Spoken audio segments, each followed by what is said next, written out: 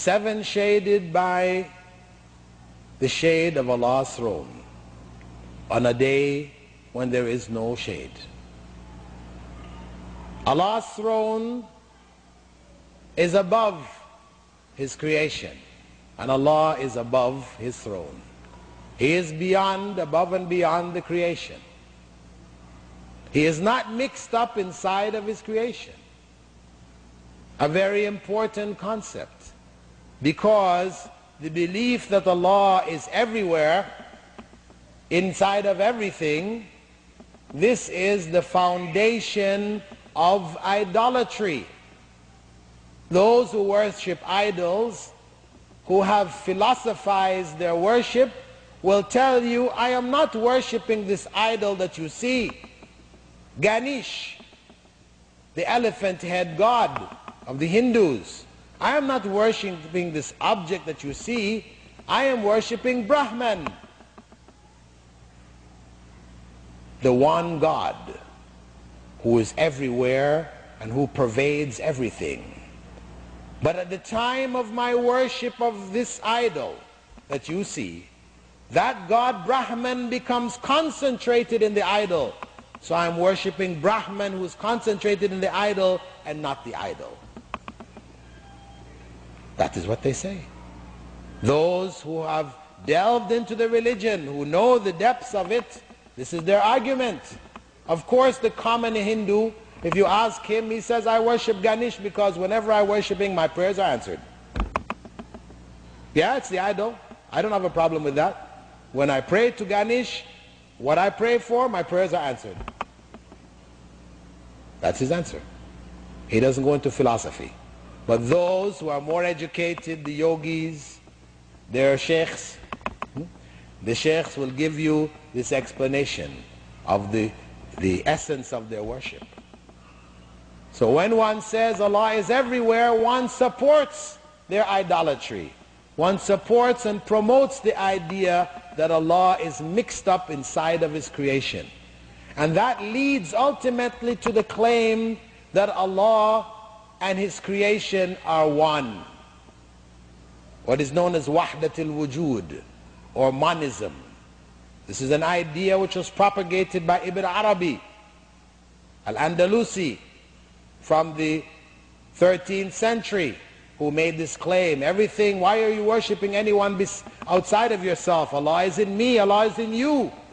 There's no need to worship any external being. You can worship yourself because you are Allah.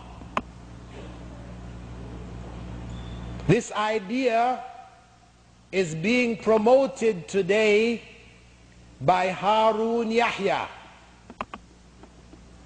Harun Yahya, books coming out of Turkey, Evolution, Deceit, Perished Nations, etc., etc. If you go to the end of the book, the last chapter, his last chapter is exactly that. He says, those stupid people who think that Allah is above His creation. He ridicules those who believe that Allah is above His creation. Though when you go to Sahih Muslim, to the hadith of Muawiyah ibn al-Hakam, who had slapped his slave girl in the face because some of the sheep that she was guarding were stolen by a wolf, and he went to Prophet Muhammad ﷺ to find out what he could do as atonement for this evil deed which he had done, slapping her in the face. And the Prophet ﷺ told him to bring her. He asked, can I free her? He said, bring her. And when he brought her, he asked her, Ayn Allah, where is Allah? And she said, Fis sama, above the heavens. And he said, Waman ana, and who am I? And she said, Anta Rasulullah, you are the messenger of Allah. And he turned to Muawiyah ibn al-Hakam and said to him, A'tiqha fa innaha mu'mina. Free her because she is a true believer.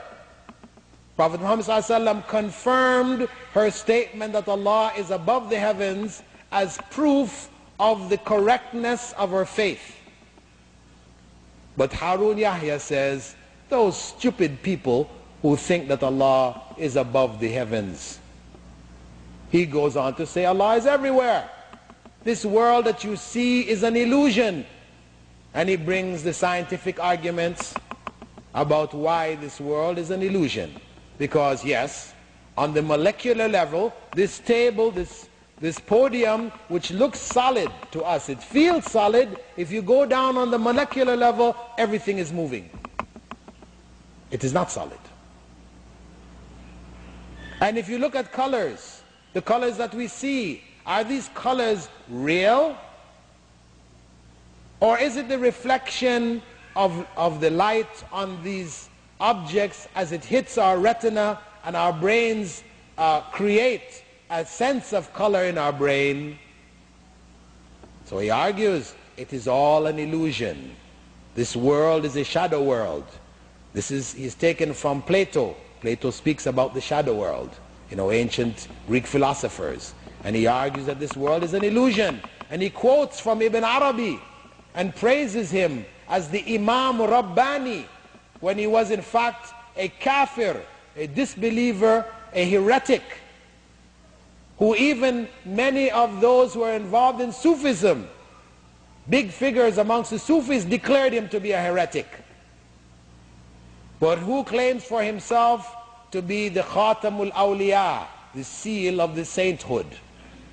And they're ignorant Muslims who take him as such and pray to him. The point is, beware of Harun Yahya.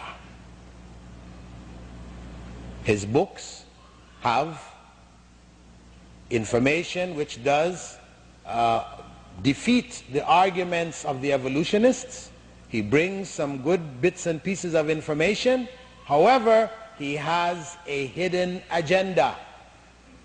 He has a hidden agenda. Beware of Harun Yahya.